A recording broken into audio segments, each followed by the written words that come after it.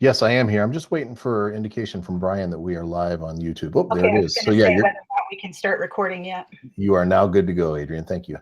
Okay, I will call us to order then at 7 o'clock. I am bringing up approval of agenda, but I have a change myself.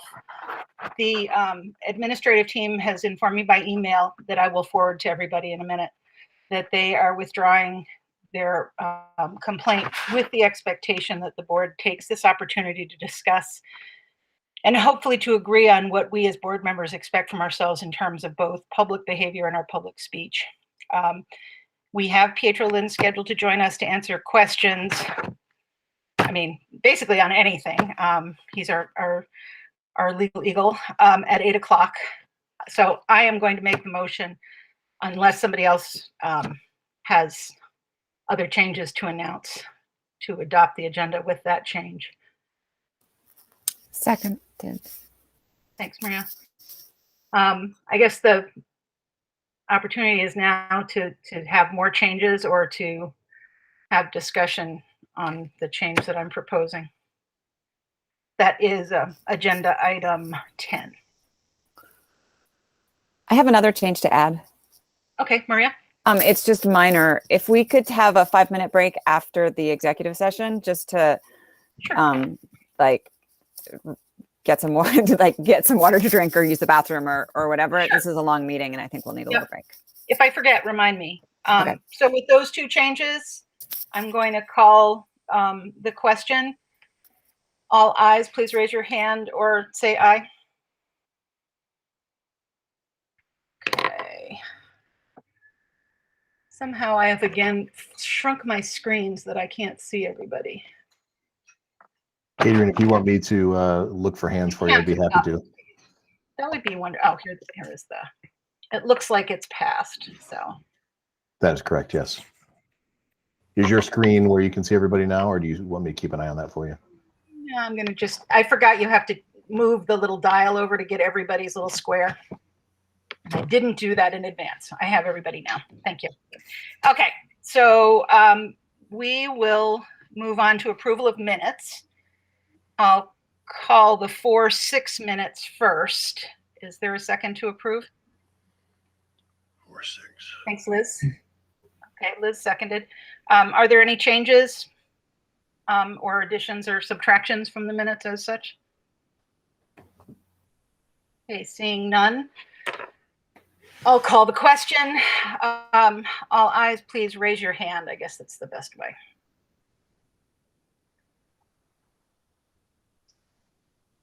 Okay, thank you. Are there any abstentions? Okay. How about the special board meeting of 4-7? That was that short little set of minutes. Do I have a second? Thank you, Andrea. Okay, any discussion, any corrections? Bruce?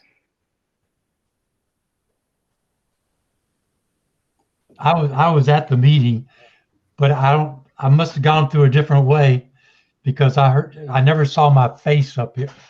So I don't know if I went in on a back door. But you were in the meeting. I was at the meeting. Okay, so we'll add you to the present.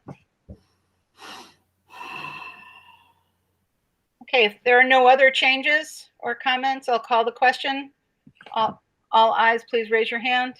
1, 2, 3, 4, 5, 6.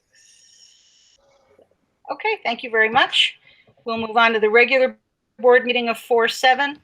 I'll motion to approve. Is there a second? Thank you, Liz. Adrian, not a second. Adrian, I have a change for that. Okay, meeting. I was just going to ask for changes or additions. Go ahead. You were doing the motion. I figured we're going fast.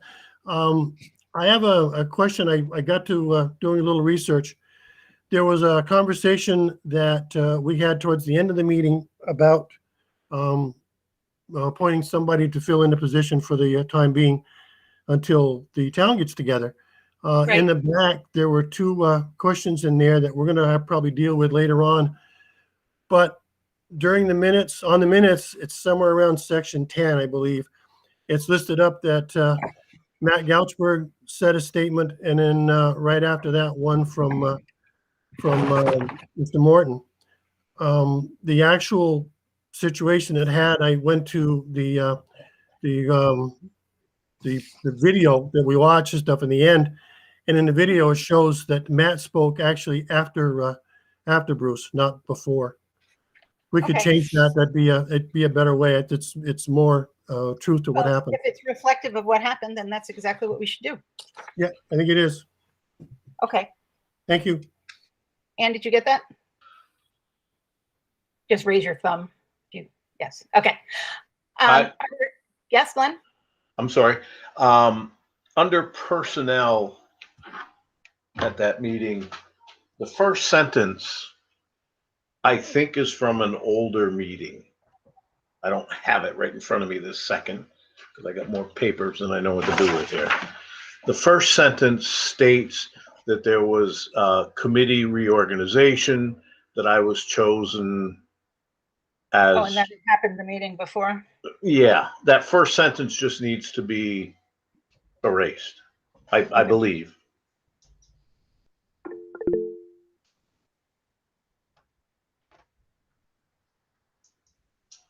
Let Well, me see. did you have another meeting before?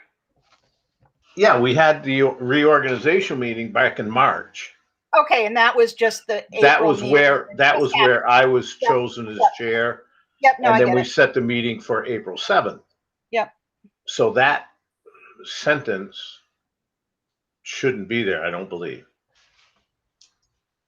Let me get it. I'm not sure if you had repeated it before. Okay, here it is. I have it, Lynn. Under person, okay, you got it, Ann?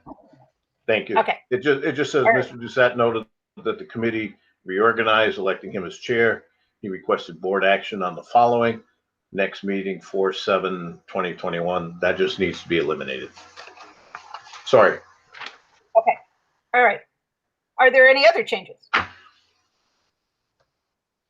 Calling Thank you, once. Ann. Okay, seeing no other hands, I'll call the question. All eyes, please raise your hand.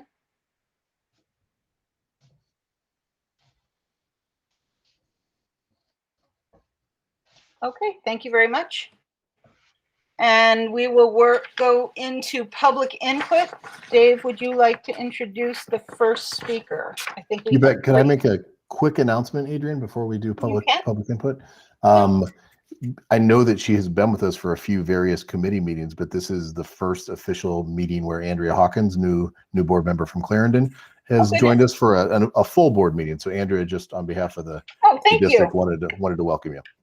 Thank you, Dave. Andrea, I've already seen you. I know. I recognized your picture and it didn't even occur to me. I'm sorry. Welcome. She hit the ground running, so she's already been with us Yes. for several things. So good to have you again, Andrea. We have two public commenters tonight. We've got Todd Fillmore first by video, and then we have Jesse Williams by phone. So just those two, Adrian. Okay, so Todd, you have 3 minutes. Thank you, Adrian. Thank you, folks. I appreciate the opportunity to say a couple of words. Tonight, I wanted to talk briefly about the importance of open meeting laws and how they apply to the activities of public boards of elected officials. Vermont's open meeting laws are often called the right to know laws. And the Vermont Secretary of State describes these laws as, quote, the most important laws we have because they allow us direct access to the decisions that affect us, end quote. He goes on to say that abusing the law of executive session is offensive to the purpose of open meetings. Boards should close their meetings rarely and then only for legitimate purposes. The upshot of this is that, as elected officials, all public boards are expected to be as transparent, open, and accountable as possible. And I just want to emphasize that, in the situations where I found myself at odds with this particular board, certain members, I should say, it's always been, for the most part, on those issues. And as you go about your deliberations, I think I can speak for a lot of people in suggesting that the more open that you folks can be, the better it appears. The more palatable and the more honest and integrity based your decisions will appear to the public, and rightfully so. So as you go about your business, I just ask you to keep those thoughts in mind, and be open, be transparent, and be accountable. Feel free to make your statements known to the public, but that's the key. Make sure the public knows how you stand, and then they'll know whether or not they support your actions or not next election cycle. So with that thought in mind, I'll give the meeting back to you folks. And again, thank you for allowing me to comment. Take care. Thank you, Todd. Dave? Next, we have Is it Jesse Jesse Williams, who I believe is with us by phone as opposed to video. Jesse, are you there? Yes, I am. Okay, Yes, you I have am. your 3 minutes. Okay, Jesse, All you right, have thank the you very much. floor. Okay, Jesse from Clarendon. If you would have asked me 5 years ago if I would send my kids to another district, I would have said no way. Well, now, after 5 years of the clown show, my opinion has changed drastically. It started when Yount started preaching about his big idea 2020 vision, an idea that was already in place long before Yount was around. He just put a name on it and called it his. Part of his speech, he stated, "I don't care how much it costs taxpayers, I'm going to do it anyways." That was my first red flag. Yount has no intentions to look out for the very people who pay this. Jesse, As the years have passed, yes. Jesse, we need to keep this respectful. Mr. Yount, please. This is. Okay, You Mr. don't Yount. address people by their last name. Thank you. As the years have passed and the bad press and the poor decision making have piled up, we decided to look elsewhere for our oldest daughter. We gave her some options, visited some schools, and she decided to attend another district. It's a shame that Mr. Yount could care less. He lost another student, a good athlete, a band and chorus member. Our daughter is a hard worker, very likable, and has received several awards for academic and personal behavior. I wrote Mr. Yount an email stating that he can do whatever he wants, but in the end, there's always consequences. Diminishing state ratings, terrible athletic program, nonstop bad press, and chasing good families from the district are just a few consequences. I had to laugh when Dave tried to preach about how school ratings of Mill River were not accurate with absolutely no proof to back it up. I guess he thinks we should take his lying word for it. Sorry, Dave, the ratings are not a committee you're ahead of that you can just make stuff up and make yourself look good. Kind of like your nomination and winning of the superintendent of the year. Excuse me. Not everyone is going to think the same, and I have the same beliefs, and we should not want them. This is why it's important for our board, superintendent, and teachers to remain unbiased and keep their personal and political beliefs private. Just teach our children. Thank you. Thank you, Mr. Williams. I would point people for future public comments that direct complaints that are really quite insulting should be done in writing to the board. I found that very upsetting. But we will move on with our agenda. We are going to the MRU student presentation, which is a welcome change. Tyler, are you going to introduce these kiddos? Yeah, I am. And thank you for having us tonight. And I got to say that this is a nice bring back to normalness for us. You know, it's really great to have kids presenting. And, you know, I will say we have two presentations tonight, one by one of our staff members, and then one by some students helped by one of our teachers just to facilitate things. But if you can remember a little bit a while ago, we had one of our board meetings, Jen McLemore, assistant principal, talked to you guys about a grant that we had received for our Sugar House project. Now, Tim Parent is our lead guy in this project, and he is here tonight to talk to you about what's been going on and how that's going forward. So right now, I'm going to turn it over to Tim. Hi, everybody. I used to work over at the Holden House back when we had that place.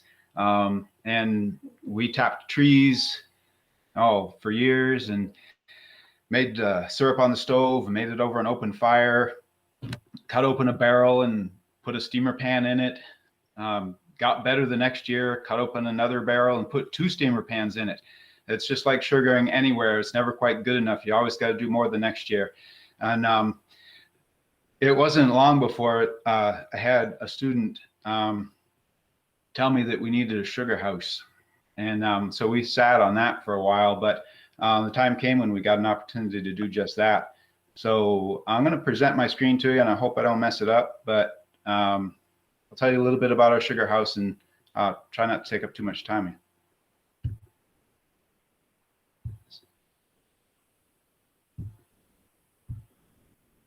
So here it comes.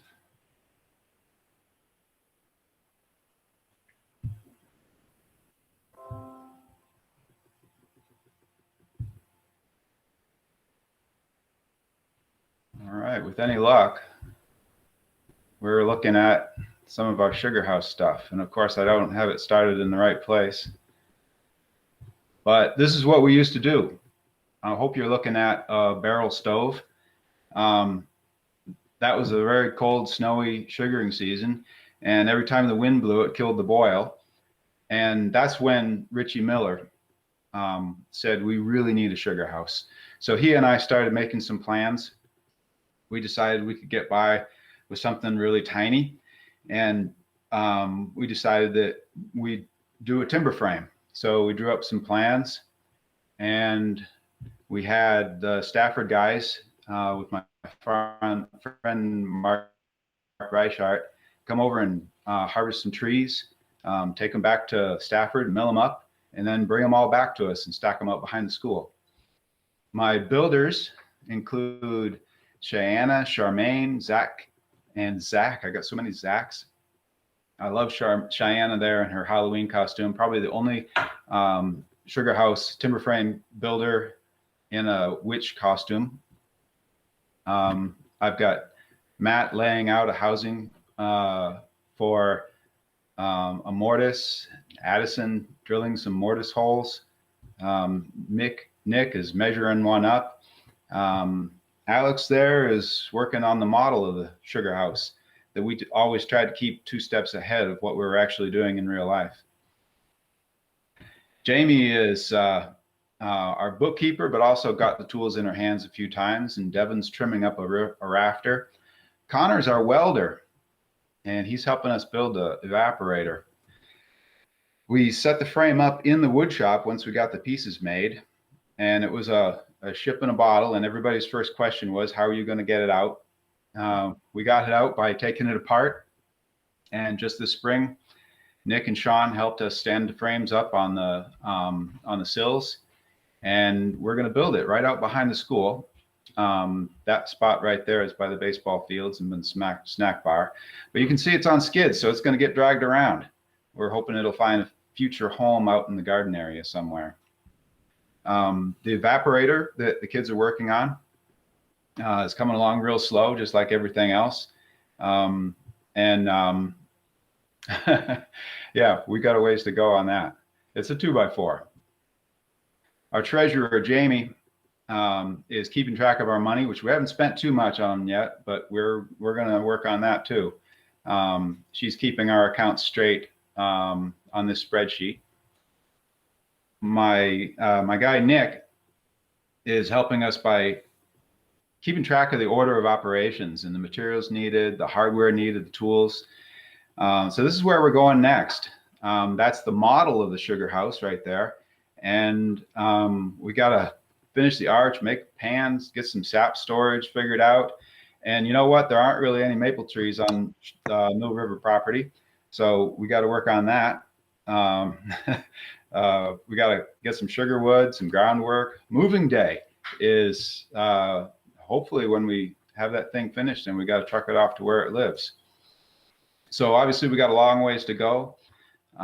Thing I love about sugaring is that every discipline is involved. There's so much math, so much science, so much history, and I look forward to keeping kids involved in it. I guess I'll go first. I am beyond impressed. Yes, Doug, I agree. We definitely a hand. That is an amazing journey. Yeah, and it's going to be a long one still, but time is on our side. We've got lots of it. Well, I'm very impressed. Anybody else? I mean, I'm floored. Tim, this is Len. You do a great job all the time. I've known Tim for a long time, back from his Smoky House days, and the way he works with kids is just amazing, amazing.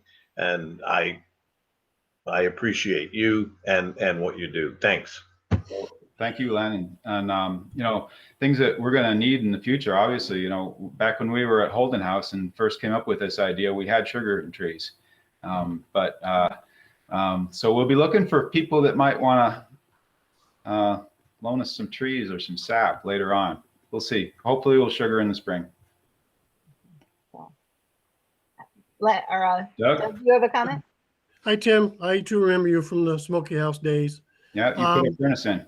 Yeah, I have an access to some of the storage, the sap storage you may be needing. I'll look and see what I can find for you, and I'll get a hold of you. Okay. It won't need to be very big. That's our kids. We really have to do. They need to come out with something that they can do that's a lot of fun. Yeah. Can I ask a couple questions of you, Tim? Yep. Sure. What grades are your students in? My students are in all the Mill River School grades, Okay. middle school and high school. Okay. I was just wondering if it was anything different than, like, I don't think Stafford does anything like this, so. Stafford has the sugar huts of their own. Mark Reichart in his forestry program built a timber frame sugar house a little while ago that I was very jealous of. So I really appreciated Stafford's help in this. It wouldn't have been possible otherwise. Coming from a sugaring family, if you need any help finding trees, let me know. We will need help finding trees. Thanks, Andrea. Anybody else? Well, again, terribly, terribly impressed. And if I can echo what the board has said, you know, the best thing that, you know, that Tim said in his whole presentation is that it builds in every single content area we do, and our kids are immersed in it. And Tim does an amazing job with our kids and that project. Every time I walk into the wood shop and I see that frame before it went outside, it's like, you know, really, you know, it made me really pull into what is this and what are our kids doing? And it really is awesome. So if you can stop by school and see it, I encourage you to do so. Our second presentation, I apologize that we're going a little bit longer than what we have budgeted for time, but I have two students here along with Bosch, who's going to help facilitate this. But probably about maybe about 2 months ago, I had two students, Mallory Carlson and Annika Heinz, approach us and I call, and in their words, attack us on a project that they're working on with the YRBS Youth Risk Behavior Survey data, and their project is Getting to Why. So I'm going to turn it over to those two now. Hi everyone. I'm gonna present my screen really quickly and hopefully I can do it right. But my name is Annika Heinz. I am a junior at MRUUSD and I'm the president of our Interact Club, which is a youth community service organization that works with the Wallingford Rotary. Hi, I'm Mallory. I'm also a junior at Mill River, and I'm a representative in the Interact Club from Annika and I's grade. And today we just wanted to discuss a new project in the Mill River community called Why You Matter. So in February of last year, a group of students from the Interact Club and our supervisor, Mrs. Bosch, reviewed data from the 2017 Youth Risk Behavior Survey, and we selected 3 problem areas for MRUUSD, which were feelings of hopelessness and depression, MRUUSD high school students being physically forced to have sex, and high school students being offered, sold, or given drugs at school. Out of the prevalent issues in the survey results, the Interact Club chose to focus on feelings of hopelessness and depression, which have probably gotten worse with COVID. Statistically, within Mill River, 27% of MRU high school students felt so sad or hopeless almost every day for 2 weeks or more in a row that they stopped doing some usual activities in the past year. More so girls than boys feeling this way, at 36% being female. We adapted this project from Chelsea High School. It is a multi-year and multi-step project which focuses on providing students with a sense of community while highlighting how their individualism contributes to that community. So this project is called Why You Matter, and Chelsea High School did it on a much bigger scale. I think they had, yeah, it says right there, they had 1,000 students.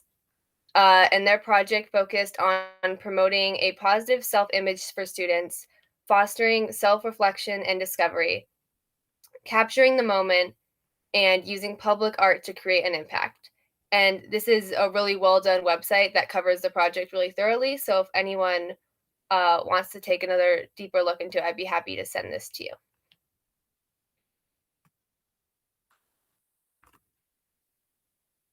And here are some examples that are going to load. There you go. From pictures that are at MRUUSD. So starting on the left, this is a girl named Molly, and Molly matters because she's really tall. Lauren matters because she's someone's everything, and Devin matters because she's do anything for the people that she loves. A couple of these are a little bit difficult to read, so I apologize. But Rachel matters because she can make people laugh. Next is Jacob, and he matters because he likes making art. Julia matters because she's left-handed, and Haven matters because she cares about people. So our plan moving forward with this project is to utilize English classes to photograph as many students as possible using the lesson plan Mrs. Bosch adapted from Chelsea High School. The primary objectives of the lesson plan are to help students articulate their own unique importance in the world, identify students that may be struggling with issues of self-worth, and refer them to the school counseling office for support, and to assist students in drafting a one-sentence Why You Matter statement. Our plan is to present the pictures in the yearbook, potentially on the Interact Facebook page, but most specifically on the lobby television. So when students walk into Mill River, they can see why we matter in the Mill River community and follow their peers. All right, with all of that being said, if anyone has any questions or feedback, we'd be happy to answer them.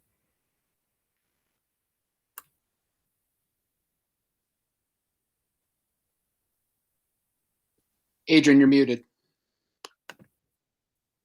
Thank you. I was trying to prevent feedback because I was hearing it before. Thank you. I was just asking to have the screens back so I could see if anyone was raising their hand. I have a comment. Very cool project.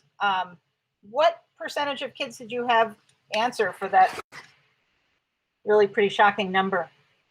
The 26 or 27% of feelings of pretty strong sadness.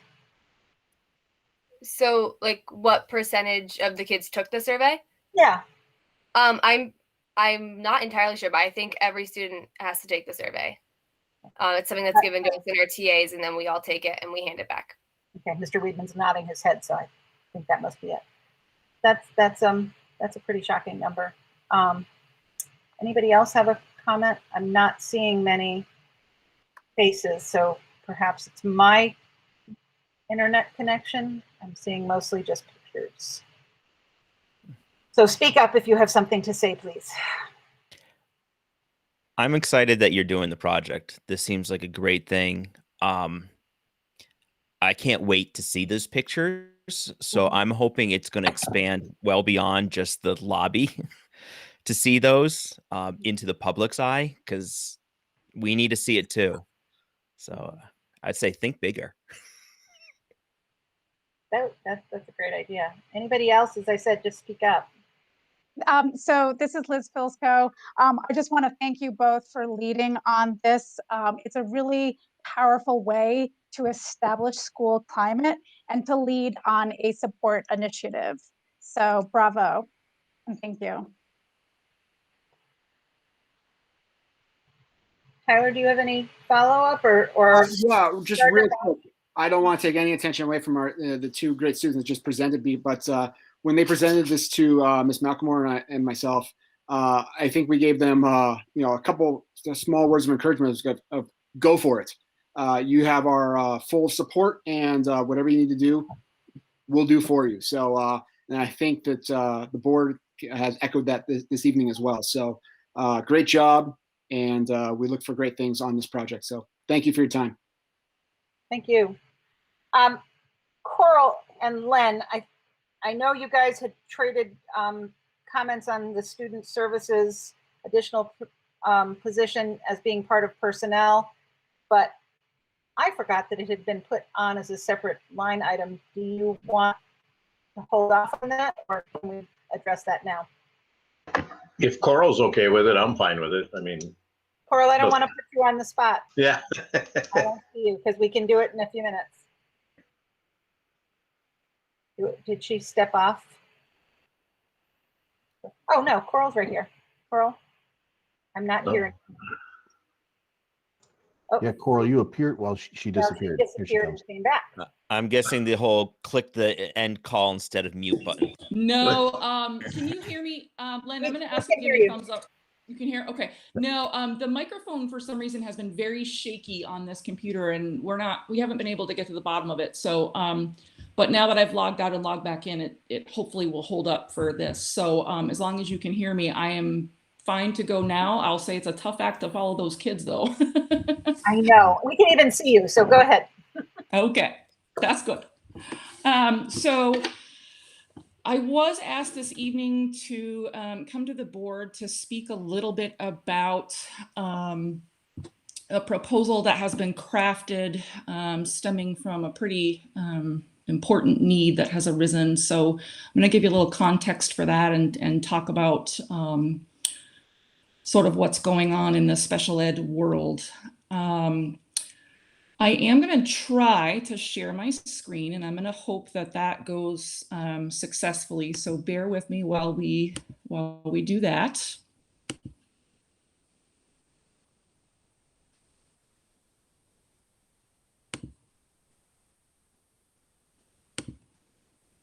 Okay, Adrian, can you give me a thumbs up if you can hear me? Okay, perfect. So this evening, I want to talk to you all about a proposal to add a full-time school psychologist / school counselor hybrid position. I'm going to talk to you a little bit about that, what that is and why that's happening, or why that really needs to happen. The position that I'm proposing to add will be a fully funded special education position. It will be full-time, at least that's what I'm proposing. And I'm proposing a funding source to you that involves Idea B grant funding. For those that are new to the board, I'm not going to make your eyeballs bug out of your head, but basically the Idea B grant stands for the Individuals with Disabilities Education Act. It is the federal grant source that funds a huge amount of our special education services and endeavors that we undertake. So just if you hear me say Idea B, this is what I'm referring to. In terms of funding, I am looking at being able to fund this position entirely from that grant, using a combination of flow-through funding that involves preschool funds, school age funds, coordinated early intervening services, or CEIS for short. So there are a combination of funding streams that are available, but that are all under that umbrella of our special education grant. I want to just talk to you a little bit about why we're having this conversation. And please understand that when I come to you and talk about something like this, this is not a position that is a wish list position. This is a critical, necessary need. This is not something that we're just asking for because it's a nice thing to have.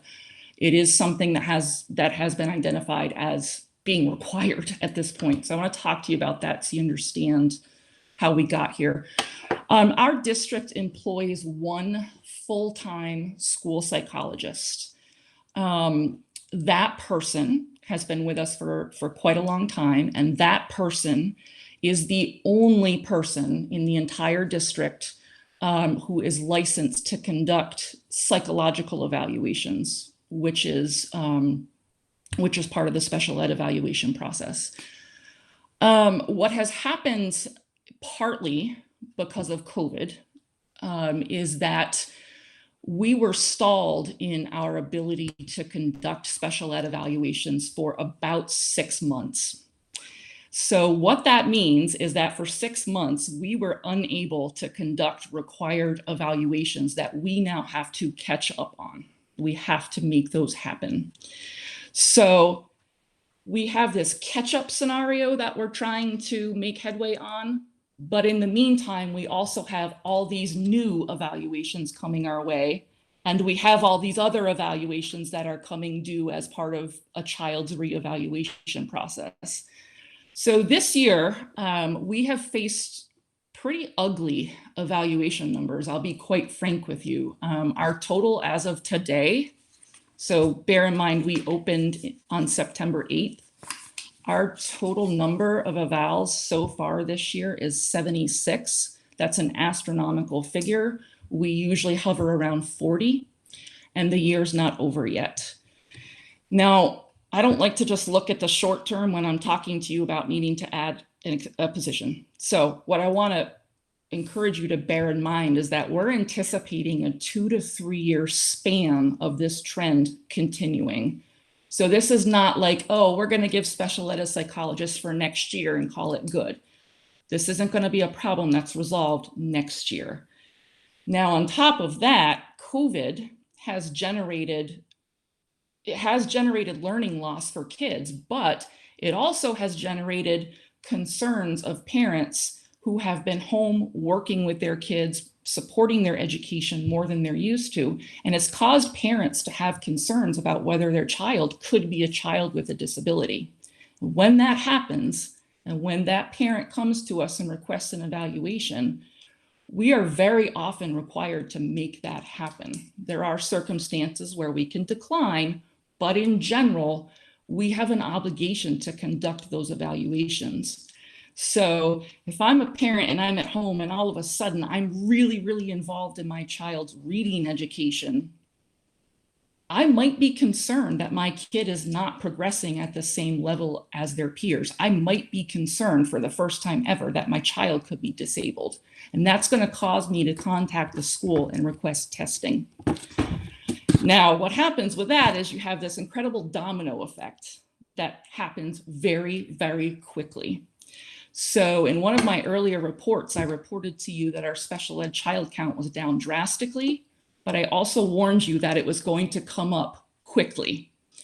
So I was correct. I wouldn't have reported that to you unless I was 100% confident that it would happen.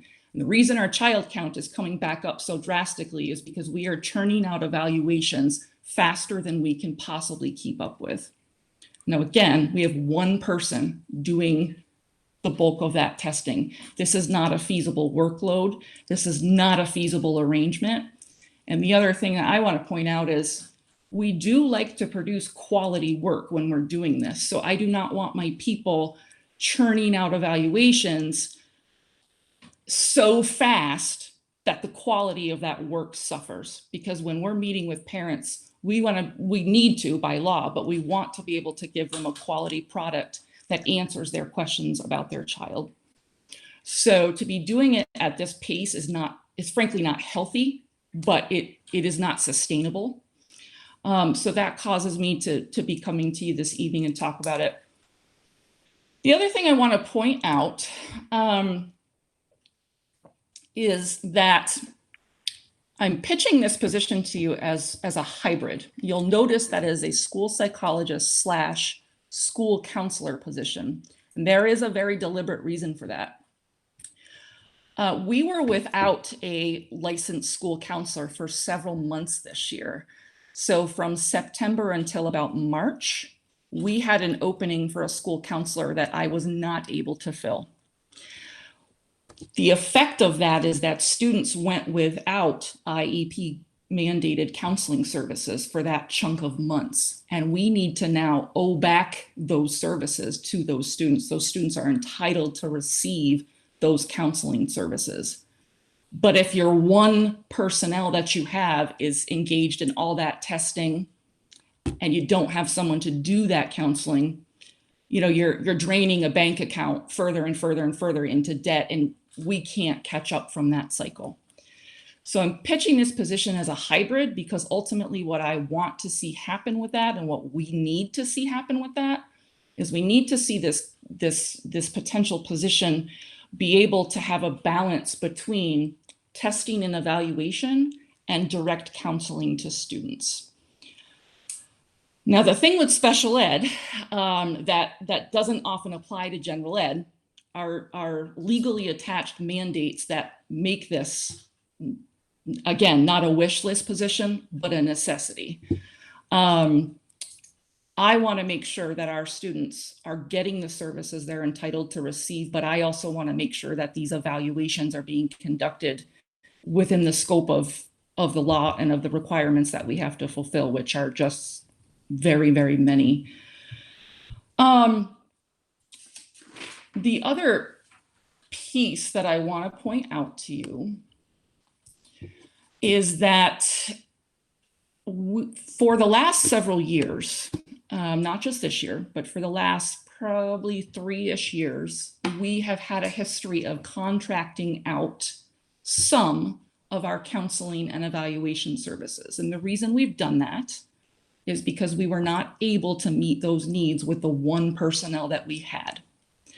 But we were able to kind of patch in external contracts with providers in the community and pay them on a per diem / fee for service basis. And it worked out for a while. Enter the COVID landscape when fee for service has gone through the roof.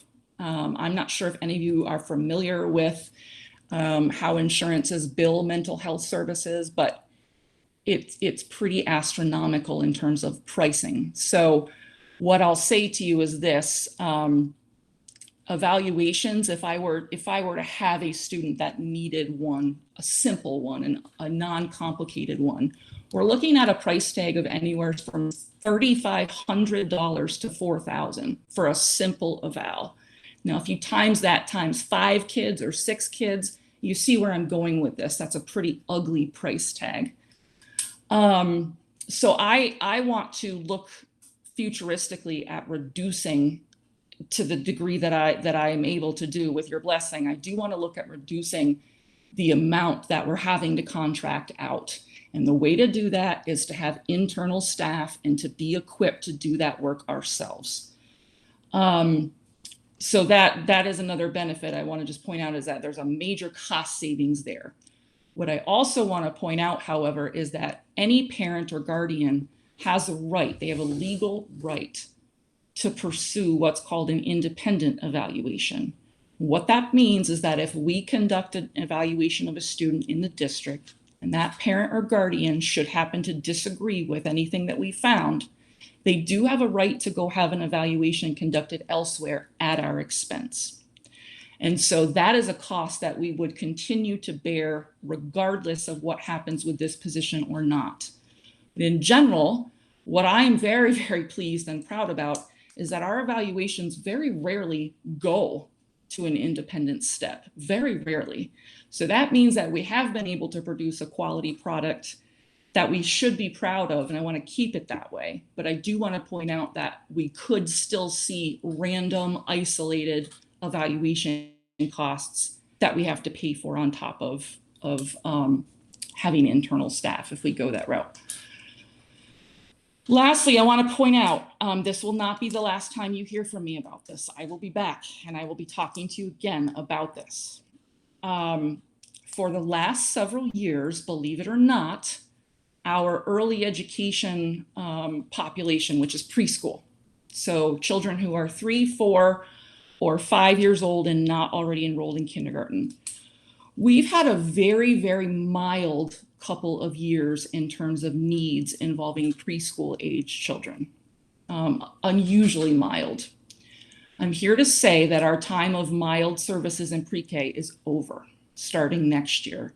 We are going to see a drastic increase in terms of intensity of needs coming into our pre-K programs in the district. We are looking at severe needs. We are looking at extraordinary costs that we have not had to bear in probably 5 or 6 years. And when you take on those kinds of needs, you've got to have someone who is able to get in those classrooms and work with those teachers and those teams to make sure those needs are met for that child. I have spent more than the lion's share of hours in meetings and on the phone preparing for pre-K needs for next year. What I will say is that we are not well equipped or positioned at this moment to meet those needs unless we've got someone from a psychological / counseling standpoint that can get in here and devote time to helping us get this job accomplished. So I just want to warn you that part of the reason I'm working to allocate preschool funding for this position is because of those extraordinary needs and costs that are coming in next year. Now, those kids will theoretically be with us. Hopefully they'll be with us for a few years. So that's not a cost that I expect to just go away after next year. And again, that's why when I talk to you about positions, I don't just want to talk about next year. I want to look at what's going to cycle down the road 3, 4, 5 years. You want an investment, our taxpayers want an investment. I think that's our responsibility to make sure that we ensure that. The last point I do want to point out to you, and this is just because I don't want you to sit here and like take my word for it, but here's what I want to tell you. Right now, the recommended ratios nationally around school psychologists to kids is 1 school psych for every 500 to 700 kids. We are below that ratio at this point, and we have been for several years. I want to point that out because what I'm telling you, I want to tell you very clearly, we're not equipped to move forward if this is the staffing that we're going to try to maintain. So I do want you to give like serious consideration to adding this position. Funding is available. The last thing I want to point out just very quickly, and then I'm gonna shut up, is that you are hearing and reading a lot about ESSER funding. You're hearing about all this COVID money being pumped into schools and, you know, all of this work that has to happen around COVID recovery. I do want you to bear in mind, special education is not accessing that funding. So I want you to bear in mind that that funding is being reserved largely for our mainstream general education populations. And the reason for that is special ed has its own funding source, and our funding sources are being increased slightly as well. It'll be a generous chunk that we'll see in our Idea B grant. But we are choosing not to access those funds deliberately, knowing that we're hoping our board will support the addition of the personnel that we really need to have. So I will shut up at this point. I will take questions. I will give more information if you want it. But that's my proposal to you tonight to consider. Coral, could you turn the screen back so that I sure can. Yep. Thank you. There you go. That was a pretty powerful presentation. You may have oversold yourself. Will that one person be able to do all of the needs that you're outlining? Because it's pretty dire. It is dire. It is dire. Frankly, it is dire. I've worked with my team the last probably 2 months getting this information together. The thing with special ed is there's an ebb and a flow. So you never know, kids move in, kids move out, needs crop up, needs go away. So there's a constant ebb and flow. So for the last 3 months at this point, we have met repeatedly to kind of watch the trend, and we've run some formulas and we've looked at different options. We do feel that with 2 people, if we had the allocation of the 2 full-time positions, we do believe that this is a doable scope of work. So I'm relieved to have run those formulas, and I'm relieved to have information that says we can make that work. Okay. I'm going to turn over the meeting to other people. Coral, I think you're still presenting according to my screen. Let me shut that off. I'm sorry. Okay. Adrian, do you mind if I make a quick comment just as the screen changes? Well, you may. Thank you. So just first, a time check. It's 7:50. You are scheduled to go into executive in 10 minutes. Want to give you a heads up on that. Second, here's the quick and simple ask and the quick explanation. Normally, if we need to create a new position, that occurs during our budget building process. It occurs through the finance committee. That gets laid out, that gets approved by the board, and ultimately that gets approved by the voters when they approve or disapprove of a budget. Occasionally you get these unique scenarios where we have to create a brand new position, which is what this is, which is why we're bringing this to you. You've heard from Coral that the need is there, clearly. You've also heard from Coral that the funding is there because this comes through the IDEA grant funding that we have access to. So ultimately, we would be interested in just the board approving the creation of the new position that Coral has outlined for you tonight. Thank you. Can I ask how you're planning on doing like hiring for this position if you get it?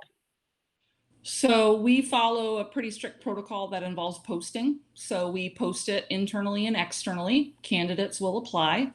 We will go through our standard interview process. We will go through our standard licensure check process because this position involves clinical licensure, not just education licensure. So we'll run through that process and see what happens with it. And I would assume that we will have very viable candidates who will apply. All right, thank you. Mm-hmm. Len? Yeah, just Coral, what do you see as a potential difficulty with the 2 licensures? Is that going to be a problem with the school psychologist? And no. Okay. So part of the great thing about a school psychologist license is they are inherently certified to do counseling. So that's why I'm pitching this as a hybrid position, because I want it to be clear that it's not just a testing position, it's an IEP service delivery position. But any school psychologist will carry that counseling capability with them. So that's what we're looking for. Okay, and just a second. So would you be advertising for a school psychologist then? Or It'll primarily yes, but it will Okay. include it.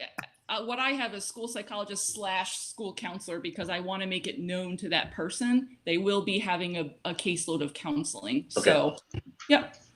But Thank you. in the posting, it will include wording to the effect of school psychologist license required type thing. Does anybody else have a comment before I ask for a motion? Because I'd like to get this settled before we have to interrupt the meeting. Len, would you like to make the motion, or would you like me to? Sure, I can. Okay. Because we were going to do it under personnel, and that's fine. What do you want, Coral? Tell me the motion. Is it that easy, Lynn? I just say what I want? Absolutely. I would like you to make a motion to approve the addition of a new position for a school psychologist / school counselor hybrid. And that's my motion. Could we include in that the funding piece? We can. You don't usually do that, but funded. Well, I just if yes. I don't know. I mean, maybe leave it out and somebody could bring it up afterwards. It just that seemed to be an important component. I think we include it because that way it answers the issue of whether it's over budgeted. You know, whether we're going over the budgeted amount that we have, and the fact that it's being paid by IDEA B and it doesn't directly impact our budget that the taxpayers approved. I think that's important. As do I. Yep. I would add that it's being funded through the IDEA B grant and does not impact the budget as approved by the taxpayers. Thank you. Is there a second? I happily second this. Okay, I get. Sorry, Liz. Andrea seconded. Are there any comments or further questions before we call the vote? Okay, seeing none, I will call the question. All in favor, please raise your hand. 2, 3, 4, 5. Okay, so I see Bruce has his finger up. Matt, I can't see your vote. Okay, well, frozen. Thumbs up. Okay, thank you. I guess it was unanimous unless somebody speaks up really quickly. Coral, keep us posted. Absolutely. I Good luck, appreciate. good luck on the finding somebody. Thank you. We have 5 minutes before we vote to whether or not we are going into executive session, but we do have an 8 o'clock time with the school, the attorney that the school uses on a regular basis. So I guess, Dave, the next thing is the 3-year equity plan. I don't know if you want to start on that, or maybe we just. Yeah, so my recommendation, Jody is leading that presentation for us tonight, and the couple minutes won't be enough to get into that. So she and I have communicated that as soon as the board comes out of executive session, that we'll let her know, and she's going to hop back on the meeting for the purpose of that presentation.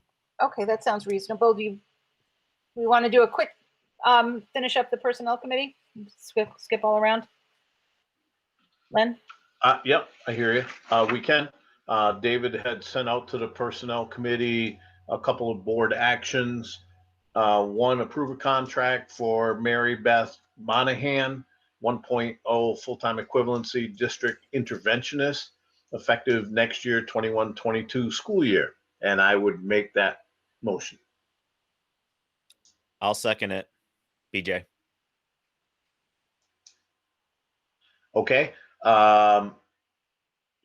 Any discussion? Again, this was part of, David, you'll have to refresh my memory. Someone leaving, right? Yeah, we have some retirements within the interventionist ranks, so this is replacing a position for someone who's departing. Okay, thank you. So any other discussion? All those in favor, raise your hand. Opposed? Abstain. Okay, we're good there. Second one real quick. Whoop, Asher, do you have a question? No. Okay, sorry. Where's Bicky? Okay. No, I don't have any problem with the second name. Go ahead, let's hear it. It's the front one that I'm having a difficult time with. Approve a contract for Wojtek, where's Bicky? Okay. 1.0 full-time equivalency, 3rd grade teacher at Wallingford Elementary School, effective the 21-22 school year. And I would make that motion. I'll second that one too. Thank you, BJ, for all of your help on that one. Any discussion? All those in favor, raise your hand. Opposed, abstain. There we have it. I am done with 2 minutes to spare. Sorry, mic is off again. How about we just go real quick into executive session? Maybe we can come out earlier.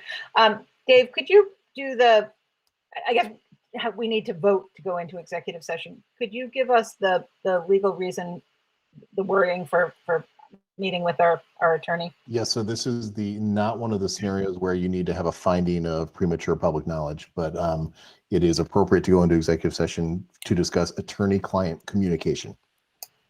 Okay, could I have a motion to enter executive session? Len, thank you. A second. Thank you, Andrea. Any questions, comments? Okay, all in favor, please raise your hand.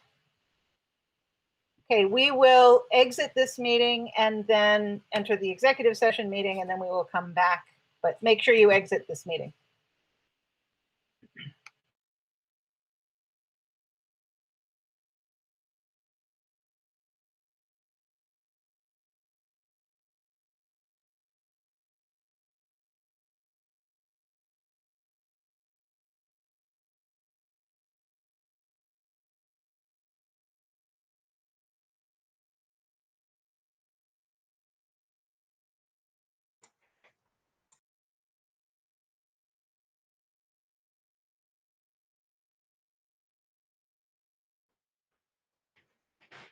This is where the cool kids hang out, Stan. Are we supposed to hang out or are we supposed to leave? Oh, do you have to stay? We party now.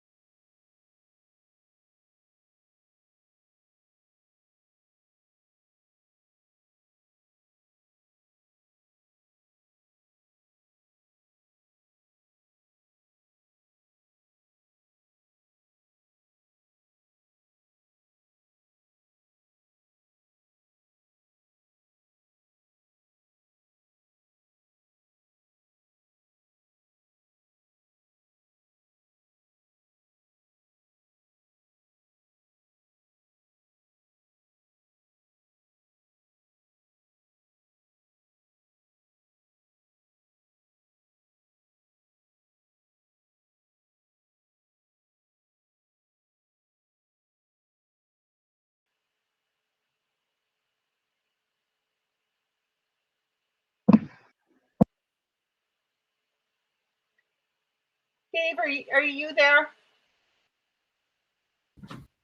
Yes, Adrian. Hi, I am. You know the little recording symbol? That didn't go away when we were in executive session. Can you please make sure that that didn't follow through or something? The recording symbol. You know, on the top, there's like a little camera flashing. It's still recording. Brian's got it all set up. Yeah. No, but that little symbol was still going when we were in executive session. It didn't record the executive session, did it? Adrian, No. if you're talking about the little tiny dot that's up top, right in the tab, Yeah. that's flash. implying that that tab is able to record your microphone. Oh, okay. Thank you. I should just ask you. All right, never mind. I was just a little like, wow, why was it doing that? Yes, Adrian, it requires like, Okay. I would have to do like 3 clicks to get it to start recording, and I'd have to be in the I knew meeting, I didn't do anything, but nor did I want to have a disaster there. Okay, we are going to go. Is Jody's here? I'm so sorry to interrupt, but I was wondering when we could squeeze in a small break. Oh, I'm sorry. You did want to have 5 minutes. Okay. Is that all right? Is that okay with everybody? Raise your hand. Okay. Just walk away. We'll all come back in a minute. Sorry, Jody.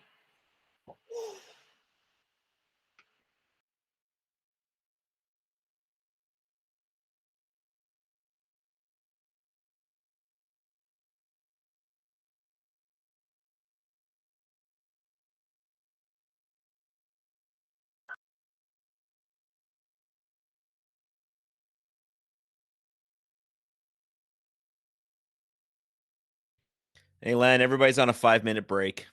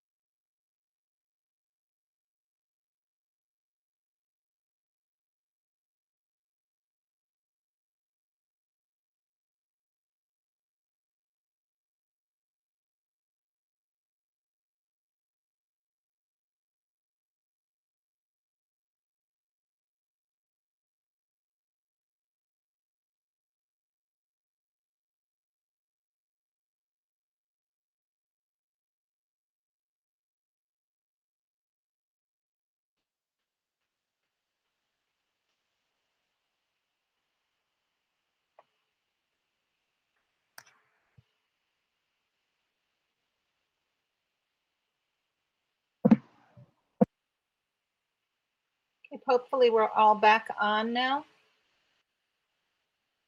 I don't see everybody's picture, but as I said, I think that's my internet.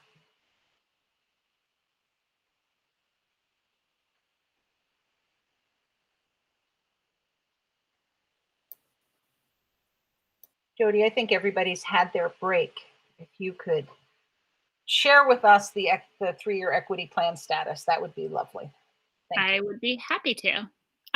So just for context, because I know that we have a few new board members that weren't with us when the Equity Action Plan was made in the beginning. In the summer of 2020, leadership team members drafted this 3-year Equity Action Plan.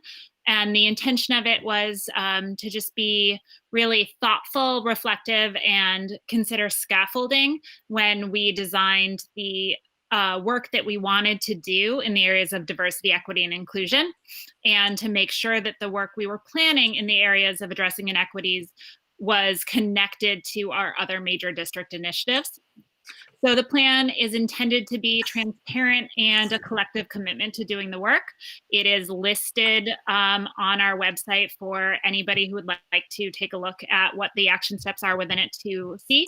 And the action plan is also intended to be reviewed 2 to 3 times per the school year and edited as needed based on district needs and our evolving goals. So just for a quick update of what we have done so far this school year, we had 9 scaffolded and connected professional development sessions with Dr. Brown, and those were with the leadership team, the board, and our entire staff. We had professional development in the use of our district curricular overlay tool and some beginning work on using that as we design curriculum. We had summer and December offerings in self-paced workshops on equity and restorative practice for educators to earn relicensing hour credit. So those, a lot of people access those because they could do them on their own time at their own pace. And multiple leadership team sessions on growing our collective skill in restorative practices, including working on auditing our disciplinary processes and the way that we address character education with kiddos together, and really starting to make meaning of the ways that we can use restorative practices to further our character education with kiddos. And lastly, we had an anonymous survey to all staff on equity, and that was disseminated to everybody to provide baseline data and feedback to the equity committee and the leadership team.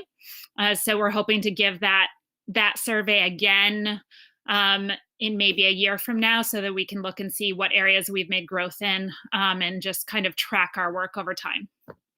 So it is... Believe it or not, with the snow, it's actually late April. And so late April means that we're starting to plan for next year. So for year 2 of our action plan, we're currently working to explore possibilities regarding contracting with equity leaders to continue the professional development strands we started in 2020, 2021, because really a deep commitment to equity means that we have sustained work in our areas. And really, when we're able to bring in recognized equity leaders, that work is just, it's important to have experts really guiding our work. And we're in discussion with the potential of continuing that work with Dr. Brown right now. But, you know, we're just in those beginning conversational stages. We're hoping to add sessions with an equity leader, if we are able to contract, with student leaders next year, because really they are the crux of our work. And so we want to begin to really meaningfully include them in any way we can throughout this equity action plan. We're planning for another self-paced equity-focused summer workshop, and that will be designed by Brad Rideout and myself. We are considering possibilities for contracting with an equity leader to do a follow-up on our district equity audit. So in 2018, we had an educational leader come in and spend just a day in our school conducting an equity audit, just having conversations with staff members and kiddos. We reviewed that report with the board, with the entire staff, and with the equity committee when we did have it. We've used that to guide some of this action plan. And so we thought it would be meaningful if we were able to conduct another audit of where we are, and really, again, be very intentional about looking at qualitative data as we assess our needs. We're going to continue to work on increasing the leadership team and the all staff use and understanding of restorative practices, because we really are committed to doing that work. And we'd like to increase the books and materials that we have in our schools that represent a variety of lenses and peoples. So that's the basic summary. I'm happy to answer any questions about any of that work. Oh, Adrienne, can you unmute? Good, that might make it easier to hear me. What ages are you hoping to bring in to your work next year? You said you were going to try and include some student leaders in the professional development. Yeah, so we have talked about what ages that could be, and we haven't made any decisions yet. So it's likely that would be more at the secondary level, or, the upper elementary, just because, collective understanding and consciousness grows as we age. And so it makes sense to kind of work our way downwards in that way. But it would be great to have some younger kids. So you have time to work with them. I mean, not just, juniors and seniors and off they go. Absolutely. Thank you. Anybody else?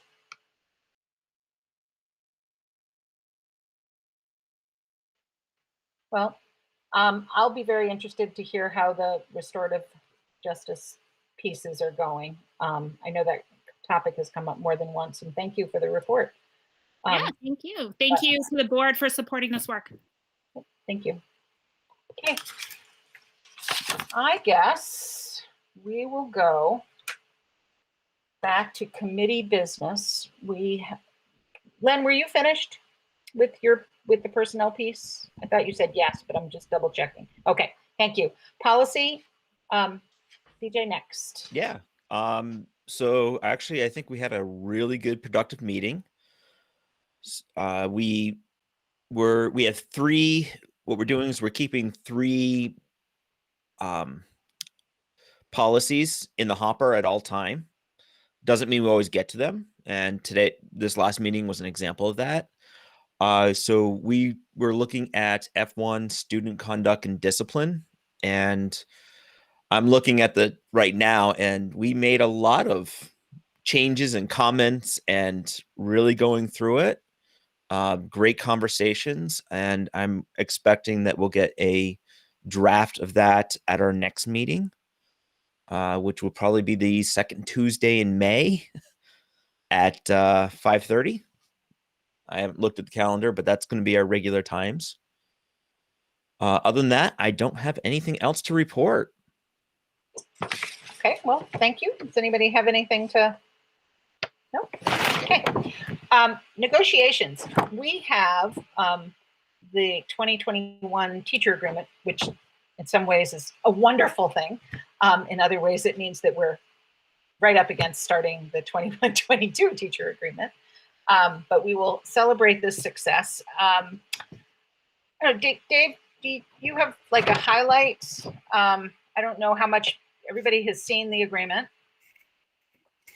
Ooh, highlights. Highlights is a tricky one. If I were to capture the work in a nutshell, some simple dynamics. The 2.5% salary increase included. The language that was addressed is largely focused around employee wellness, employee leave day utilization, and the most important work was around finding clarity in areas where there was some gray area. So as an example, we did a lot of work on like grievances, for example, to make sure that anything that could be interpreted one way or the other, that it could only be interpreted one way, and got rid of things that were questionable. But overall, I was really pleased to work with both the board team and the association team to refine the language to get the work done. It took a long time. Pandemic in the middle didn't help, but it's exciting to have that work accomplished. So I hope that's a fair overview, Adrienne. When Dave mentioned the wellness, I thought that was really good. We've put in a way for people to get wellness dollars sort of out of the district. And unfortunately, I think nobody was able to utilize it very much this year because of course it didn't go into effect until we ratify the contract. So, and they ratify on the other side, but hopefully we'll have some spending on good things, ski tickets and farmers market and things that make people's lives healthier. So if anybody would like to make a motion, I guess I will, that we ratify the teacher agreement that was presented for the 2021 school year. And Sam is seconding. Okay. Do we have any conversation, questions, comments? I do have to thank Matt and Sam for sort of stepping in at the very last second and not being completely overwhelmed, which was great. Okay, I guess I will call the question because nobody has any commentary. So all in favor, please raise your hand so that we can count. 1, 2, 3, 4. Cool. Unanimous support. Dave, you can pass that on, and we will move on to buildings and grounds. Doug? Yeah, just me. We haven't had a meeting. We had the one before the last board meeting we had. The next one due, we have a board meeting coming up on the 5th of May. I've talked with Gary a little bit about what, and he said not much is going on. So unless something comes up between now and what should be a national holiday on the 4th of May, basically May the 4th be with you is for Star Wars people. If you're a nerd, you know what I'm talking about. We won't be having anything unless something comes up. Probably in June, we will likely have something about preparation that we're doing and what we'll be doing during the summertime for the kids to come back. That'll be early June when we do that. So thank you very much. May the 4th be with you.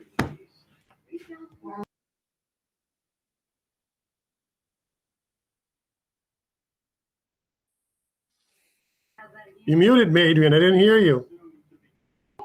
I said that was good. We'll have to ask you sometime what that meant, but the joke of that. It just meant I watched too much TV is what that meant. Yes. Maria, community engagement. Thank you, Doug. All right, thanks, Adrian. So community engagement met on the 13th, and we had a community conversation this past week.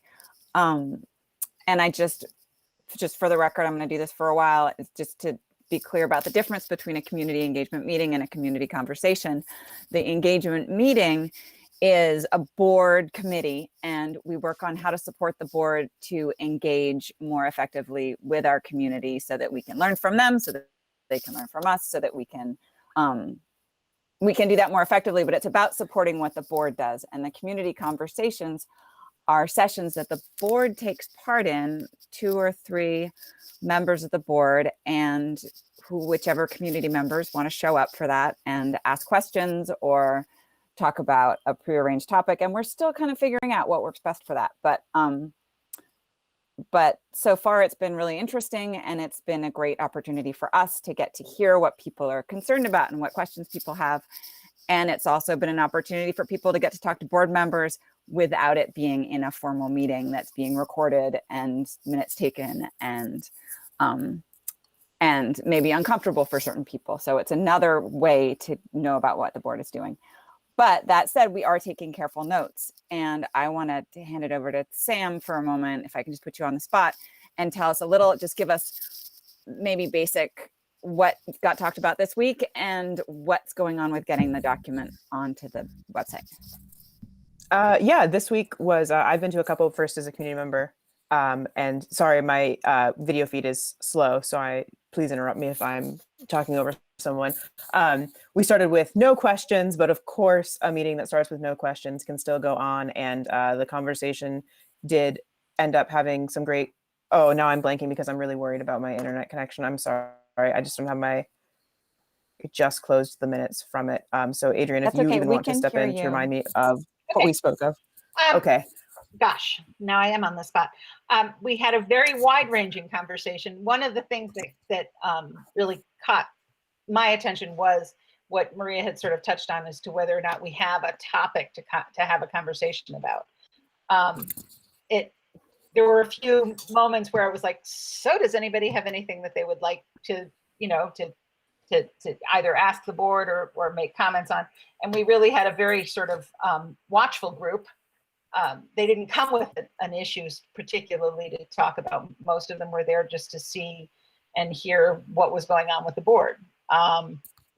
So we did fill 45 minutes without too much problem, but I think it would have been better if we prepared something to have to bring up just in case. And the next time I will do that.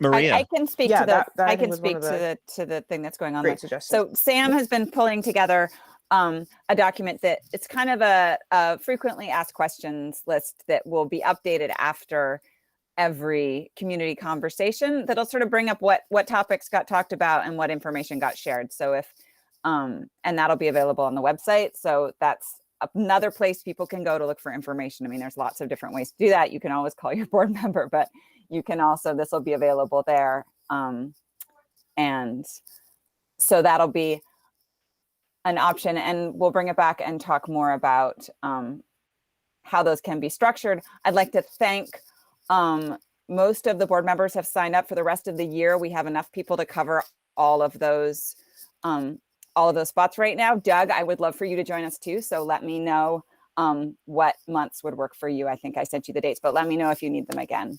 BJ, did you have something to say? Yeah, I'm wondering, when you advertise them, it might be helpful to not only say which board members will be there, but which committees those two board members are on. That's a great idea. Thank you. That way, you know, when I'm on, chances are I'll get some policy people who might be more interested in policy might seek out to be the ones that I'm on, type of deal. Good idea. I think that's a great idea. We'll take note of that. We'll take that to our next meeting. Another thing that we talked about in our meeting was about board communication with our community and about email specifically, and how this is a long meeting. I'm not sure about opening this up, but just sort of if anybody would like to share any sort of best practices they found with communicating directly with community members, because what I think is helpful is to, I mean, Adrienne, is this a conversation we should have right now, or is this something that we should bring up later, just considering that we're going late right now? If it feels like this is going to be a long conversation, then I think we should put it on the agenda for the next meeting. Let's put it on the agenda for the next meeting. And I think it's quite possible that it could come up in our discussion that we're going to have later. Yep. So that's perfect. I'm going to not talk about that right now and say that our next meeting is going to be, our meetings are going to be on the second Tuesday of the month, which next month is going to be, if anyone's faster than me, feel free to shout it out. So we're going after policy? That would be at 6:30 on the 11th of May. And just a quick comment, because it was my job to check with Vermont School Board Association in terms of finding out anything that they have in general in terms of email. So I'll have that for our next meeting as well. Oh, thank you, Len. I appreciate that. And then the next community conversation those are the third Monday of the month at 6:30, and that will be on Monday, the 17th of May. And I will, I can actually let you know right now who is going to be there, if that would be helpful. Sure. You'll just bear with me for just a moment while I pull that document right up. Or if you want, you can just send us all the schedule for who's signed up for when again. I mean, you all have that link that's been shared with you, but for May 17th, that would be Len, Bjorn, and Sam. So personnel, policy, and Sam is on many committees. Okay. So thank you. Perfect. Thank you, Maria. Did anybody have, I don't see any hands or anything. So I guess we'll move on from there. Finance, Liz. Good evening, everyone. We have the following payroll and pay orders for approval this evening. For payroll, I have regular payroll dated April 9th in the amount of $575,283.84, and regular payroll dated April 16th in the amount of $6,005.44, for a grand total of $581,289.28. And for pay orders from the general fund, we have a pay order in the amount of $60,475.57. Also from the general fund, we have a pay order in the amount of $9,073.13. From ASP, we have a pay order in the amount of $507.49. And from our food program, we have a pay order in the amount of $1,310.08, for a grand total of $71,366.27. And I move that we accept these pay orders as presented.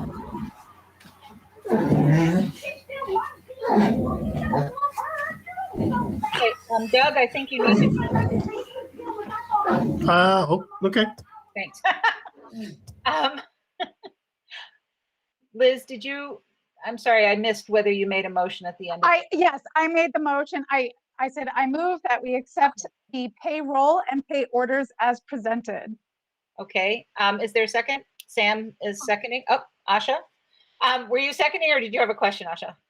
I was seconding, but Sam, it's all you. Okay. Whoever Ann saw first is good. Are there any comments or questions? Doug, did you review the? Yeah, I'm back on again. Yeah, I did. Nothing of any really concern. I did get a concern about a kind of a large outlay of monies going out, and it was a combination of a few other ones afterwards. Ended up being that a student is out of district, and it runs a very expensive situation. The more we can do within house, if we can do that, would be better for us. But everything else is fine. It happens. Okay, then I will call the question. All in favor, please raise your hand. Okay, thank you. Liz, did you have anything else? I will just add that the Finance Committee is not meeting this month, but we are next meeting May 24th at 4:30 p.m. Okay. Okay, we've already done the executive session. We will do the policy B3 complaint, and I will turn the meeting over to Maria at this point. All right, thank you, Adrian. You're so we do have another, hang on, I'm just going to bring it up. We do have a formal complaint lodged by Todd Fillmore against our board chair, Adrian Raymond, that Adrian violated the Mill River Policy B3 board member conflict of interest, the VSBA Code of Ethics, and the Vermont Statute 1 VSA 312 of Vermont's open meeting laws. Would anybody, I believe that everybody has received that letter and has had the opportunity to read it. Is that the case? Yes. Okay. So we have, again, I think we're all pretty familiar with B3 by now. We have a choice right now. We can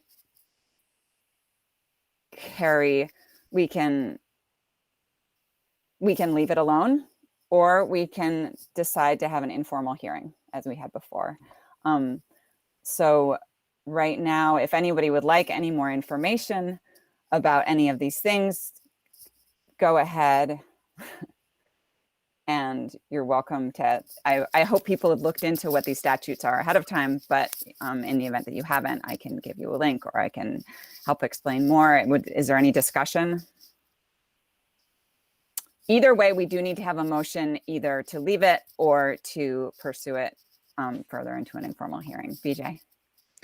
This is one instance I don't think there's any grounds, and I'm going to make the motion to leave it. Okay, do we have a second for that? Sam Green, thank you. And is there any discussion? No? All right, well, all in favor, please raise your hand. 1, 2, 3, 4, 5, 6, 7. And all against, please raise your hand. 1. I see, Bruce, is your hand up? I'm sorry, it's cut off. Yep, okay. Can you name them, Maria, excuse me, for a roll call?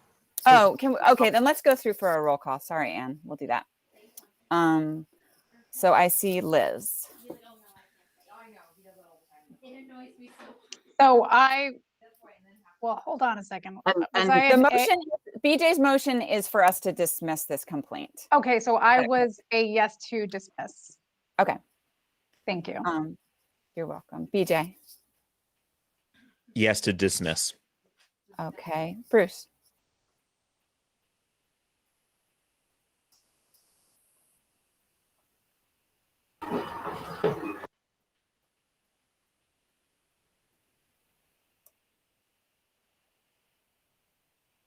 Bruce, can you hear?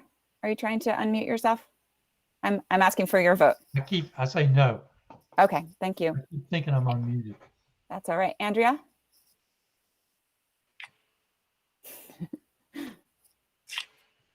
Sorry, I had to fight a cat. I wish to abstain. Abstain. Okay, thank you. Sam? I don't think I can do. Yes. Okay, Matt?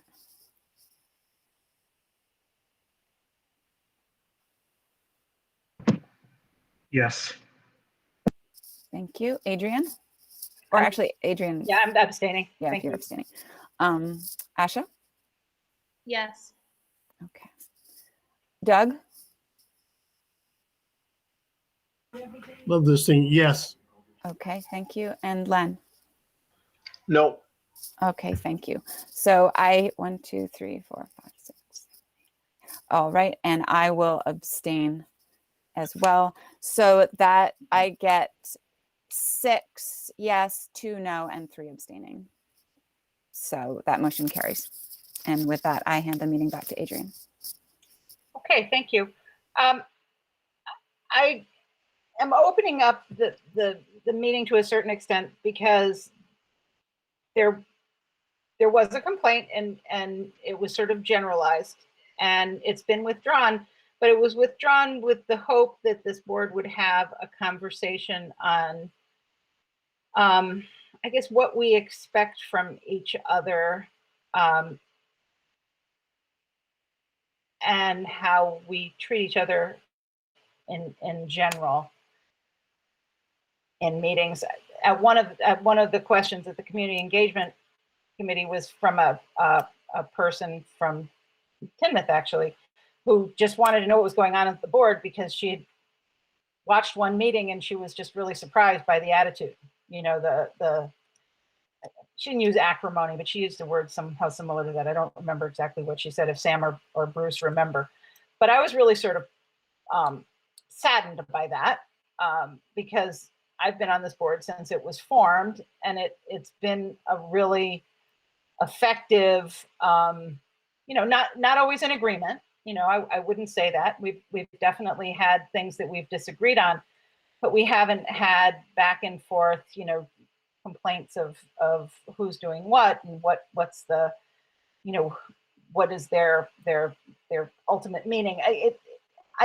I'm just not getting a good feeling right now, and I'm not sure if that's something that we can work on at a board meeting, whether we need to schedule a retreat to sort of go through all this, but somehow we need to develop some trust on this board that people are doing the right thing because they are good people and they are trying to do the right thing. And I don't think anything else than that about my fellow board members. And I'm not sure where all of where everyone else is feeling. So I say we give, it's 9 o'clock. I don't think we're going to survive too much longer, but we could give this 10 minutes. I would hope, or a little bit longer. And I'd sort of like everybody to just, if they feel comfortable saying something, because I think that we need to work together a lot. There's some serious stuff coming down the pike for our schools. Kids are needing to get back into school. They're, all of those things. Matt has raised a hand and so has BJ, but Matt first. So I'm one of the newer people on the board, and I definitely came in with an open mind, and I still have an open mind that we can all work together. I feel we're a great group of people with a very wide range of backgrounds. And regarding my statements that led to the complaint from the administrative team, I never had any intentions of doing any negative effects to this school district. I want people to know that. I was more or less looking to open a discussion. There was the bylaws, there's the state laws, there was Clarendon's request. And I just wanted us to have a discussion and an open meeting where we weren't hiding behind executive session. People could hear where we were coming from. I had no intentions of harming this district. And I want to apologize to all of you for if it's created any bad feelings towards me, because that was not my intention. Thank you. Thank you, Matt. That was very nice. I appreciate that. Does anyone else have something they'd like to share? I mean, I don't want this to be too touchy-feely, but this is an opportunity to try and, say, hey, we're really committed to working with each other. I'm saying that. I am committed to working with everybody. And I really hope that people think that I have not spent 20 years of my life working with the school system to do nefarious background stuff. So, Asha, and then Andrea, and then Maria. Thank you, Adrienne. I support the suggestion of a retreat to get to know one another better, to improve trust, and to find our common ground. Okay, thank you. Maybe an in-person retreat. Wouldn't that be nifty? Andrea? So I second, third, fourth, the whole retreat part of it, being like 20 years in state government. A retreat is definitely good. Now, I wouldn't necessarily recommend like a team building retreat, even just like a barbecue. It's going to be nice out. Everybody needs to be outside. We'll be safe COVID wise if we're outside. And I also wanted to say that even though I am a board member, but a temp board member until things are calmed down with the town, I feel like I have a target on my back, and I started with a target on my back. And I just want the board to know that regardless of what has happened, and I know just like Mr. Yant said, I kind of got thrown in right off the bat, that I still have a commitment regardless of what happens May 18th. And I know it's huge because I have to still go through a bunch of stuff to be a permanent member on the board, but I still have a commitment because I started this whole journey because of the fact that I have the desire to try to make the schools and help the board and help our community and everything else to be better. And I have an open, like Matt, I have an open mind. I started this with an out of the box perspective, and I've spent 20 years in state government with an out of box perspective. So I just thank you, even though we have not been completely face to face, for kind of accepting me and being, well, accepting me, but I can't see you guys. This is like hard, accepting me, asking me to be on committees and everything, even though I'm, not a complete permanent, I guess. And I just want you to know that I value each and every one of you and hope to maybe someday meet you all face to face and be able to actually sit and talk with you guys. Fair enough. Thank you. Maria, and then BJ, and then Asha. Asha, did you leave your hand up or you? Okay. Maria. Okay. Thanks, Adrienne. Thanks, Andrea, for sharing that. I mean, this is a hard time, and I'm all about engagement, and that's not just, I mean, community engagement is important, but I think board engagement is important too. And we just came out of a really hard election cycle. I think the hardest that I've been part of since that I've experienced since I've moved to Wallingford, and it left a lot of strong feelings, and that we do need to work on. So yes, I'm all about us getting the opportunity to get to know each other a little better and to spend some time that's not a board meeting together. I had something else, but it's early, you know, like it took my first term to learn about how best I could serve the board. And now I feel like maybe I'm hitting my stride a little more with that. So be patient, and is my advice. And that change happens really slowly on the board. That's the nature of it. But that's what makes the change that we make that much more solid and that much more valuable. And really, I feel like we've gotten distracted lately from the point of why we're here, which is the kids. We're here for the kids and to support them and to make their educational experience as good and as useful as it can be for them. So, and I feel like a lot of our arguing has been about how adults talk to each other. And yes, that's important. We're setting examples for people. We're role models, but it's also important for us to keep our eyes on what we're here for. Thank you. Thank you, Maria. And Andrea, you are a full board member for however long. Thank you. Quite welcome. It's true. BJ? I honestly don't want to follow Maria. That was awesome. Because I agree, everything. It was a hard meeting. It was a very hard meeting. Beginning of it, holding someone who I highly respect accountable for something that was done outside of a meeting, and then to hear a pretty strong statement that was part of board record. Obviously, I had a strong reaction to it, but I also remember being new, and Matt and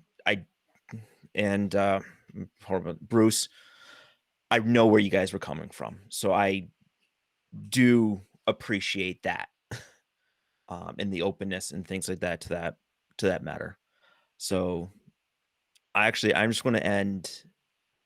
Matt, Sam, Andrea, Bruce, Asha, welcome to the board. It's not always going to be easy. I do think a couple more pancakes made in that oven up above the library there might be a good idea. I kind of miss those breakfasts. Mm-hmm.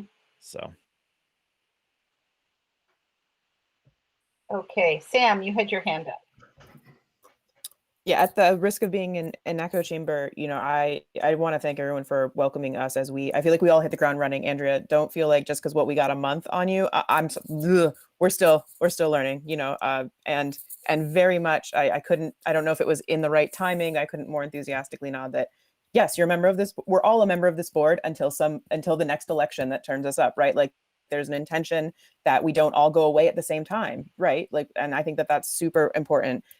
There's 11 of us because it's not supposed to just be one thought. So for me, I am just really looking forward to, I believe so much in the power of coming together over tasks. Like you better believe if we could make a board sugar house, I'd be all up on that. I'm just saying it, maybe not official proposal, but even if we go there for a day, once it's together and we all, you know, sit and watch it boil, something like that. I really look forward to this very, very hopeful near future where we all are not just a head and shoulders, and that we get to see each other as the full people we are, and we can experience that magic that comes when you actually inhabit the same space as somebody else. There's something to be said for that I know we all didn't realize how much we yearned for it, I don't think, until this past year got to us. So until I can see more than just your head and shoulders, everyone, let's just keep on keeping on. And like Maria said, think about that North Star, which is we are all here because we want what is best for our community and for all of the students and all of our schools.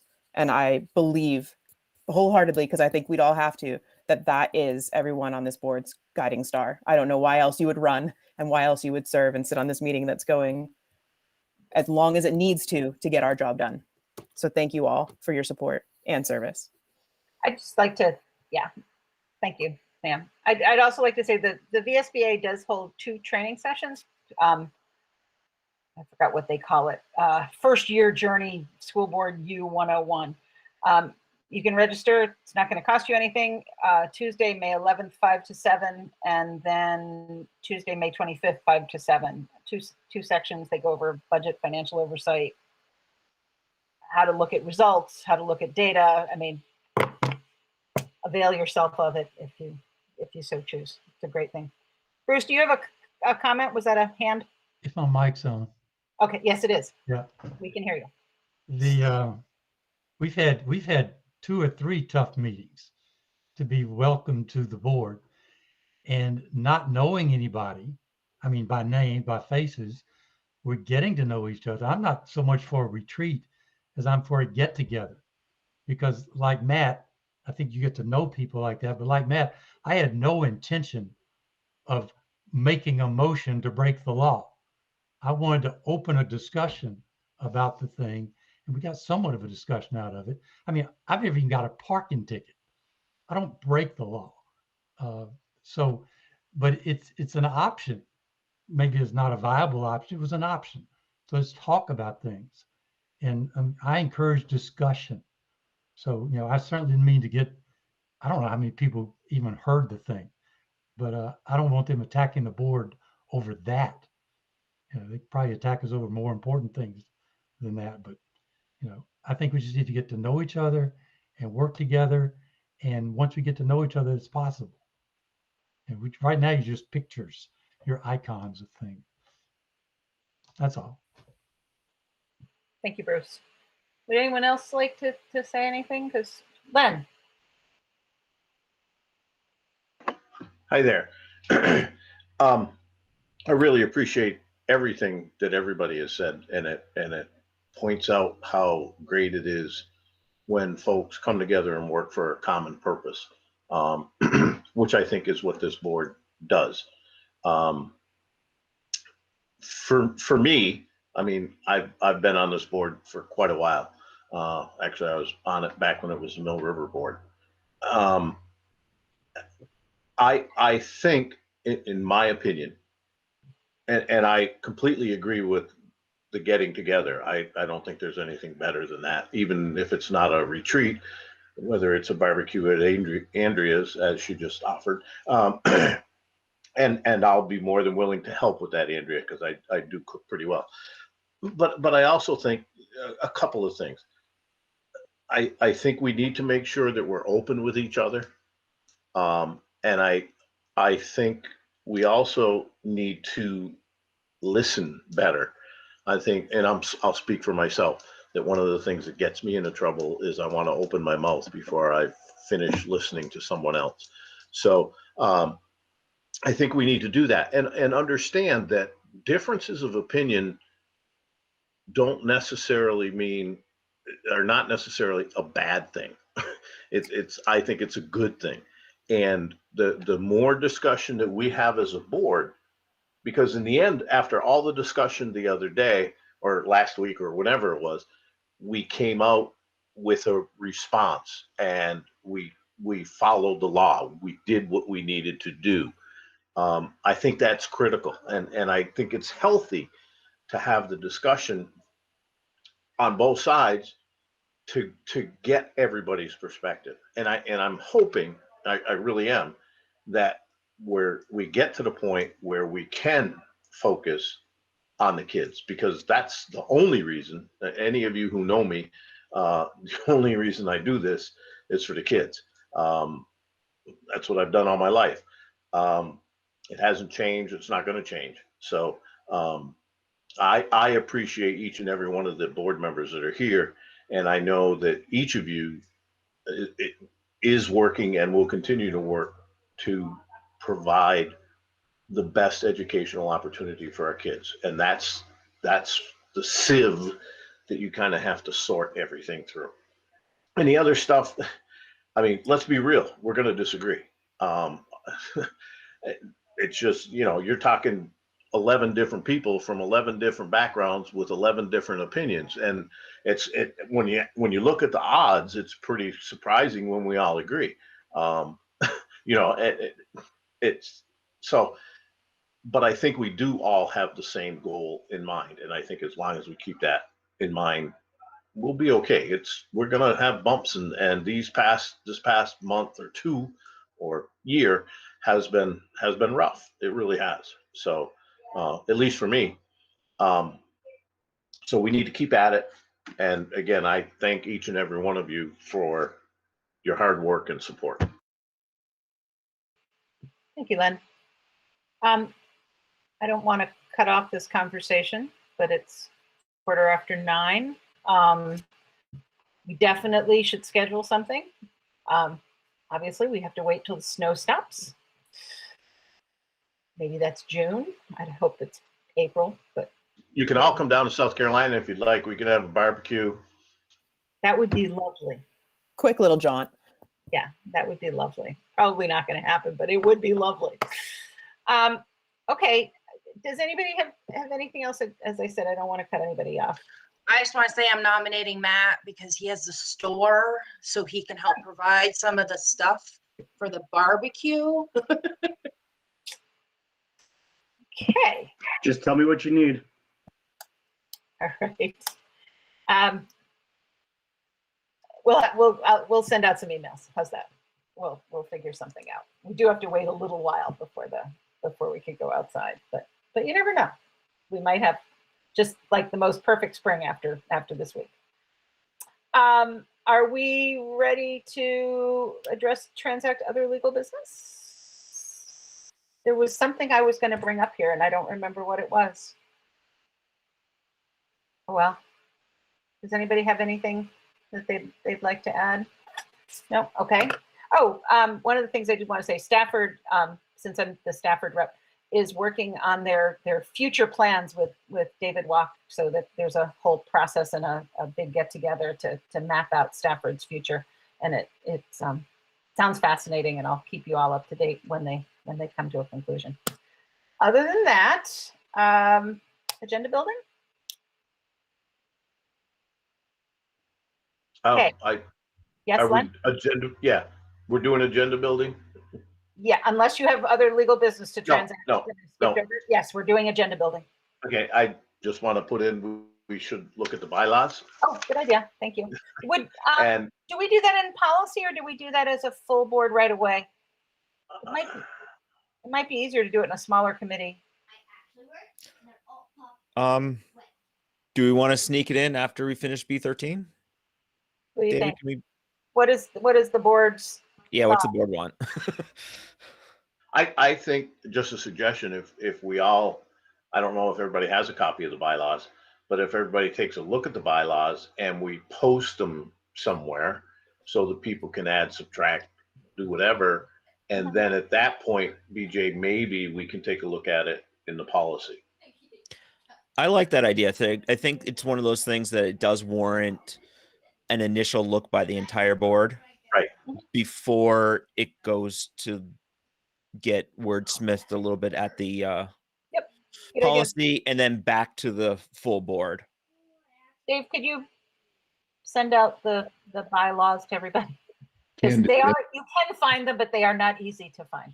I'll share those in a Google Doc format so that folks can add comments on the side just for anything that they want to have us start to look at in policy. No problem. Okay, and we'll put it on the agenda somewhere for the next meeting. Or do we want to just agree that we're just going to move it into policy? Why don't we just skip that piece? We'll just move it into policy. Okay, it's getting too late. Anything else for agenda building? I'd still like to talk about student representation on the board. Okay.